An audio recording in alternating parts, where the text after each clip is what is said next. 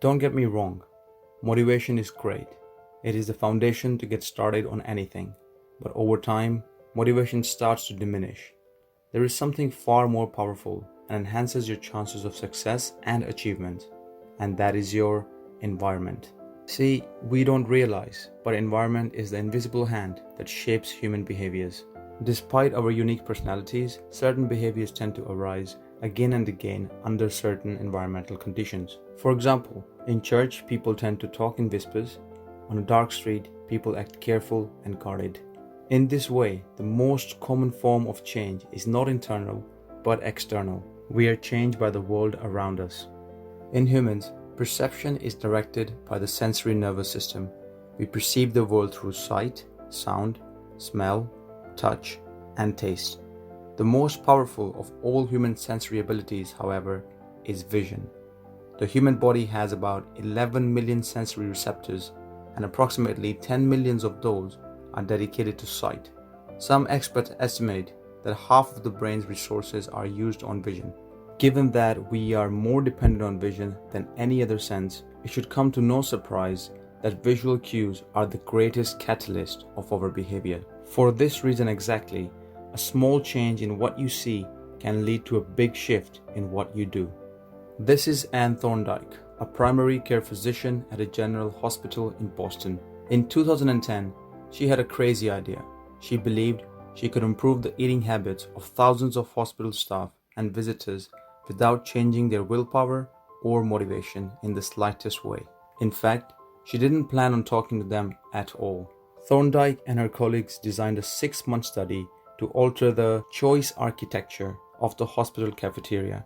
They started by changing how drinks were arranged in the room. Originally, the refrigerators located next to the cash registers in the cafeteria were filled with only soda. The researchers added water as an option to each one. Additionally, they placed baskets of bottled water next to the food stations throughout the room. Soda was still in the primary refrigerators, but water was now available at all drink locations. In this image, Figure A shows what the room looked like before the changes, and Figure B shows after the changes. The dark boxes indicate areas where the bottled water is available. In Figure A, the water was located in only 2 locations, and that too in the corners. In Figure B, water was added with soda as an option, and additional baskets of bottled water placed in multiple locations throughout the cafeteria. Let's look at the changes this made. Over the next 3 months only, the number of soda sales at the hospital dropped by 11.4%. Meanwhile, sales of bottled water increased by 25.8%. They made similar adjustments and saw similar results with the food in the cafeteria. Nobody had said a single word to anyone about eating or drinking changes. Because the healthier substitute available in the environment was increased, the human behavior shifted naturally without additional motivation. People often choose products not because of what they are, but because of where they are. If I walk into the kitchen and see a plate of sweets on the counter, I'll pick up some and start eating, even if I hadn't been thinking about them beforehand and didn't necessarily feel hungry. If the canteen at the office is always filled with donuts and bagels, it's going to be hard not to grab one every now and then. Your habits change depending on the room you're in and the cues in front of you. The economist Hawkins Stern described a phenomenon he called suggestion impulse buying, which is triggered when a shopper sees a product for the first time and visualizes the need for it. In other words, customers will occasionally buy products not because they want them, but because of how they are presented to them. For example, items at eye level tend to be purchased more than those down near the floor. For this reason, you'll find expensive brand names featured in easy-to-reach locations on store shelves because they drive the most profit, while cheaper alternatives are tucked away in harder-to-reach spots. See it for yourself next time when you go to the grocery store. The same goes for end caps, which are the units at the end of the aisles. End caps are money-making machines for retailers because they are obvious locations that encounter a lot of foot traffic. For example, 45% of Coca-Cola sales come specifically from end-of-the-aisle racks. The more obviously available a product or service is, the more likely you are to try it. People drink most famous beer because it is in every bar and visit Starbucks because it is on every corner. We like to think that we are in control. If we choose water over soda, we assume it is because we wanted to do so.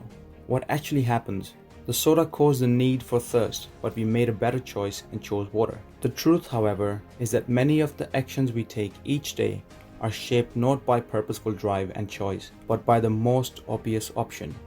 Maybe we didn't even need that water bottle. You see, the thirst was caused by soda, so we visualized the need to drink it. But when we saw the water bottle, we chose the healthier option and made ourselves believe that we did the right thing.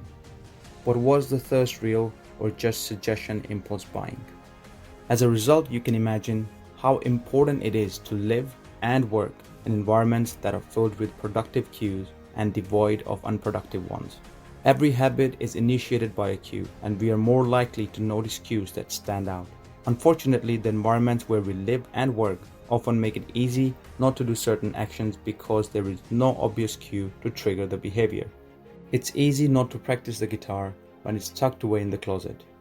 It's easy not to read a book when the bookshelf is in the corner of the guest room. It's easy not to take your vitamins when they're out of sight.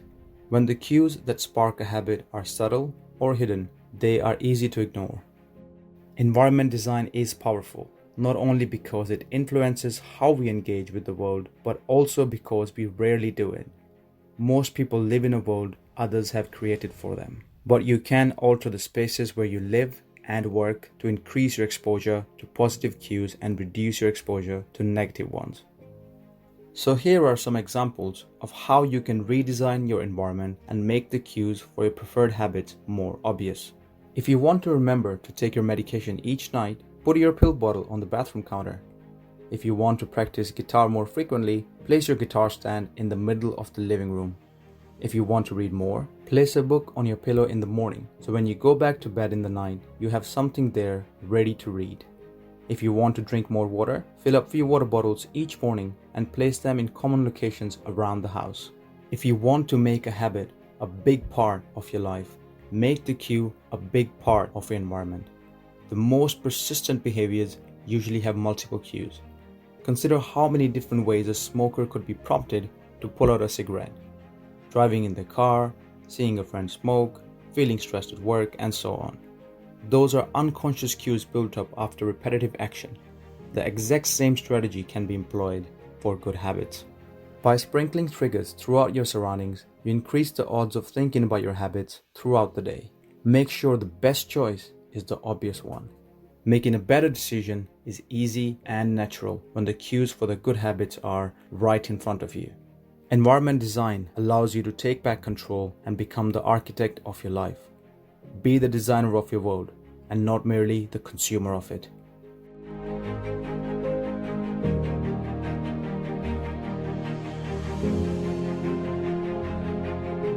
I hope you found this video helpful.